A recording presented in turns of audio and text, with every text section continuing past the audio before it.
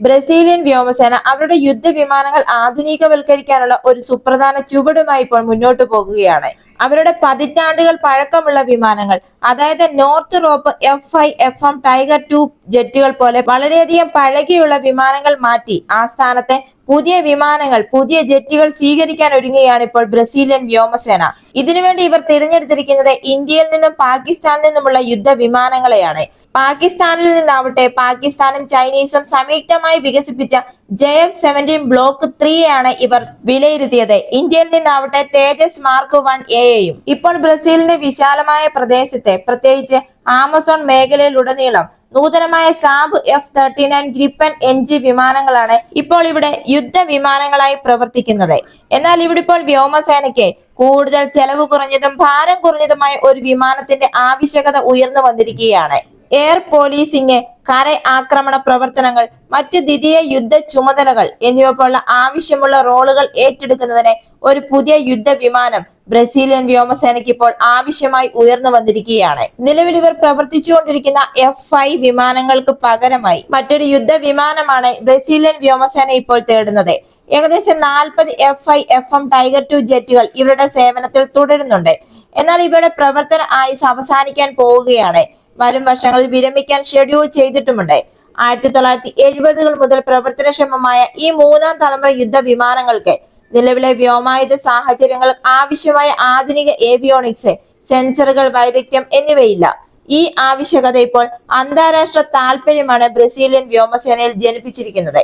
ഈ ആവശ്യം മുൻനിർത്തിയാണ് ഇപ്പോൾ പാകിസ്ഥാനിൽ നിന്നും ഇന്ത്യയിൽ നിന്നും ഔപചാരിക ഓഫറുകൾക്ക് കാരണമായത്. ഈ വിമാനത്തിന്റെ കഴിവുകളെ കുറിച്ചുള്ള വിശദമായ വിവരങ്ങൾ വാഗ്ദാനം ചെയ്തുകൊണ്ട് 2025 ഏപ്രിൽ തുടക്കത്തിൽ തന്നെ പാകിസ്ഥാൻ തങ്ങളുടെ JF-17 ബ്ലോക്ക് 3 ഔദ്യോഗികമായി ഇവർക്ക് മുന്നിൽ അവതരിപ്പിച്ചിരുന്നു. പാകിസ്ഥാന്റെ എയറോനോട്ടിക്കൽ കോംപ്ലക്സും ചൈനയുടെ ജംഗ്ഡു എയർക്രാഫ്റ്റ് കോർപ്പറേഷനും സഹകരിച്ച് വികസിപ്പിച്ചെടുത്ത JF-17 2007 മുതൽ പാകിസ്ഥാൻ വ്യോമസേനയുടെ ഒരു പ്രധാന ആസ്തിയാണ്.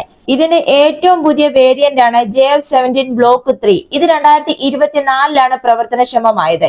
ഇതിൽ ആക്റ്റീവ് ഇലക്ട്രോണിക്കലി സ്കാൻ അറേ റഡാറും, അഡ്വാൻസ്ഡ് ഫ്ലൈറ്റ് കൺട്രോൾ സിസ്റ്റങ്ങൾ, infrared search and track system, helmet mounted display എന്നിവയുൾപ്പെടെയുള്ള കാര്യമായ നവീകരണങ്ങളാണ് ഉൾപ്പെടുത്തിയിരിക്കുന്നത്. ഈ യുദ്ധവിമാനമാണ് ഇപ്പോൾ പാകിസ്ഥാൻ ബ്രസീലിയൻ വ്യോമസേനയ്ക്ക് വേണ്ടി ഓഫർ ചെയ്തിരിക്കുന്നത്. നമ്മുടെ ഇന്ത്യയിലേക്ക് വരുമ്പോൾ ഹിന്ദുസ്ഥാൻ എയറോനോട്ടിക്സ് ലിമിറ്റഡ് തദ്ദേശീയമായി വികസിപ്പിച്ചെടുത്ത 4.5 തലമുറ യുദ്ധ വിമാനമായ തേജസ് മാർക്ക് 1A ആണ് ബ്രസീലിയൻ വ്യോമസേന നോട്ടമിട്ടിരിക്കുന്നത്. തേജസിന്റെ എഞ്ചിൻ എന്ന് പറയുന്നത് ജനറൽ ഇലക്ട്രിക്കൽ F404 എഞ്ചിനാണ്. ഇത് ഉയർന്ന ത്രസ്റ്റ് ടു വെയിറ്റ് അനുപാതമാണ് നൽകുന്നത്. ഇത് JF-17നേക്കാൾ സാധ്യത വളരെയധികം കൂടുതലാണ്. അതുപോലെ ഇതിന്റെ പരമാവധി വേഗത എന്ന് പറയുന്നത് മാക് 1.8 ആണ്. ബാഹ്യ ഇന്ധന ടാങ്കുകൾ ഉപയോഗിച്ച് 500 കിലോമീറ്റർ വരെ കോമ്പാക്ട് റേഞ്ചും 5300 കിലോഗ്രാം ആയുധ പേലോഡ് ശേഷി എന്നിവയും ഇതിന്റെ വളരെയധികം സവിശേഷതകളാണ്. അതുപോലെ പാകിസ്ഥാൻ ഇപ്പോൾ ഓഫർ ചെയ്തിരിക്കുന്ന JF-17നെ അപേക്ഷിച്ച് ഇതിന്റെ റഡാർ ക്രോസ് സെക്ഷൻ വളരെയധികം കുറഞ്ഞതാണ്. അതായത് ഇതിന്റെ നിർമ്മാണത്തിൽ സംയോജിത വസ്തുക്കളുടെ വ്യാപകമായ ഉപയോഗം കുറഞ്ഞ റഡാർ ക്രോസ് സെക്ഷൻ ആണ് ഇതിന് നൽകുന്നത്. തേജസ് മാർക്ക് 1A ഏകദേശ യൂണിറ്റ് ചെലവ് $37.8 മില്യൺ ആണ്. എന്നാൽ ഇന്ത്യയുമായുള്ള ഈ ഒരു കരാറിൽ ബ്രസീലിയൻ വ്യോമസേന മേധാവി മറ്റൊരു സാധ്യതയുള്ള ബാർട്ടർ സിസ്റ്റവും നിർദ്ദേശിച്ചിട്ടുണ്ട്. അതായത് തേജസ് മാർക്ക് 1A ജെറ്റുകൾക്ക് പകരമായി ബ്രസീൽ ഇന്ത്യൻ വ്യോമസേനയ്ക്ക് എംബ്രയർ C390M സൈനിക ഗതാഗത വിമാനങ്ങൾ നൽകും എന്നതാണ് ഈ കരാർ. നമ്മുടെ ഇന്ത്യയുടെ തേജസ് മാർക്ക് 1A മുമ്പ് അന്താരാഷ്ട്ര ഓർഡറുകൾ നേടുന്നതിൽ വെല്ലുവിളികൾ നേരിട്ടിരുന്നു. എന്നാൽ ഇന്ത്യൻ വ്യോമസേനയ്ക്ക് തന്നെ ഇതിൽ വർദ്ധിച്ചു വരുന്ന ആത്മവിശ്വാസം, ഇതിന്റെ പ്രൊഫൈൽ, ഇതിന്റെ അന്താരാഷ്ട്ര നിലവാരം ഇപ്പോൾ മെച്ചപ്പെടുത്തിയിരിക്കുകയാണ്, വർദ്ധിപ്പിച്ചിരിക്കുകയാണ്. ഏകദേശം 180 തേജസ് മാർക്ക് 1A വിമാനങ്ങളാണ് ഇപ്പോൾ IAF-ന് വേണ്ടി ഓർഡർ ചെയ്തിരിക്കുന്നത്. കൂടാതെ പ്രവർത്തന വിന്യാസങ്ങളിലും അന്താരാഷ്ട്ര അഭ്യാസങ്ങളിലും ഇത് സംയോജിപ്പിച്ചിട്ടുമുണ്ട്.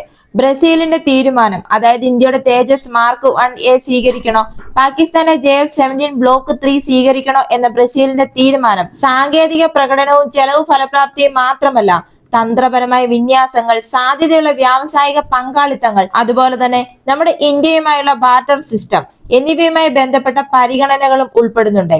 ഈ ഫലം ബ്രസീലിന്റെ വ്യോമ പ്രതിരോധ ശേഷിയുടെ ഭാവി ഘടനയെ ഗണ്യമായി രൂപപ്പെടുത്തുകയും ചെയ്യും. പാകിസ്ഥാൻ എയറോനോട്ടിക്കൽ കോംപ്ലക്സും ചൈനയുടെ ജങ്ഡു എയർക്രാഫ്റ്റ് കോർപ്പറേഷനും സഹകരിച്ച് വികസിപ്പിച്ചെടുത്ത JF-17 ബ്രസീലിയൻ വ്യോമസേനയുടെ താൽപര്യം ബ്രസീലിയൻ വ്യോമസേന മുൻഗണന നൽകുന്നത് ഇന്ത്യയുടെ തേജസ് മാർക്ക് 1A-ക്കാണ്. ബ്രസീലിയൻ വ്യോമസേന മേധാവി ഇന്ത്യയുമായുള്ള പ്രതിരോധ സഹകരണം മുന്നോട്ട് കൊണ്ടുപോകാൻ ആഗ്രഹം പ്രകടിപ്പിച്ചിട്ടുണ്ട്. ഈ വീഡിയോ നിങ്ങൾക്ക് ഇഷ്ടമായെങ്കിൽ മറക്കാതെ ഈ ചാനൽ ഒന്ന് സബ്സ്ക്രൈബ് ചെയ്യുക, ഒരു ലൈക്ക് തരിക. അടുത്ത വീഡിയോയുമായി വീണ്ടും കാണാം.